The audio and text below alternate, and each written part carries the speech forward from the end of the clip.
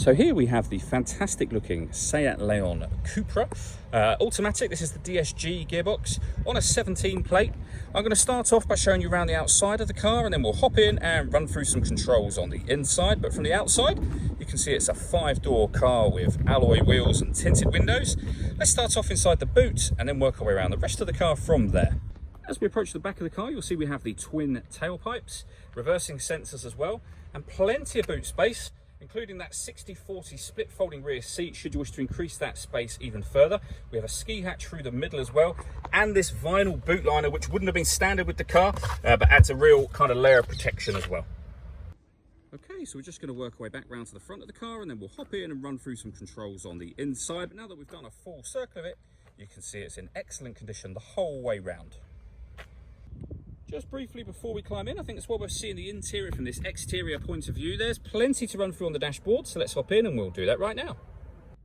Okay, now that we're inside the car, we're going to start with the dials. On the left-hand side, we have the rev counter. On the right-hand side, we have the speedometer and fuel gauge.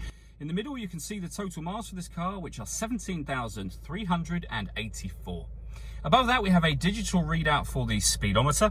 You can change the information that's displayed there. We're on the kind of driver data menu at the moment, so there's various bits of trip computer and fuel economy information. You can leave it on any of those that you want. But there are other menus available as well. So we have assist systems, navigation, audio, your telephone, vehicle status, a lap timer, and then back to where we started. And to do what I just did, you need to use the buttons over here. We've also got voice activation for the phone there. On the left-hand side, we have stereo and further phone controls. Just behind the steering wheel, we have a minus paddle and a plus paddle. That is so that you can change gear manually on this automatic gearbox should you wish to. Over in the center, we have the touchscreen for the car. So this, amongst other things, is where you'll pair your phone, just here. We've also got satellite navigation. Really, really easy system to use. And as you can see, lovely clear display as well.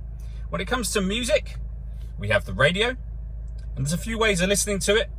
We have DAB, FM and AM radio available. And if you want to listen to your own music, you can do. You do that under the media heading just there.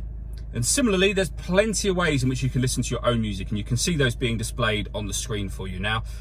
One of them is Bluetooth audio. So once you pair your phone, obviously you can make and receive phone calls, but you'll also be able to listen to your music wirelessly by streaming it using the Bluetooth audio system. So really, really clever. And then beyond that, there's other options like traffic. You can make sound adjustments, things like that.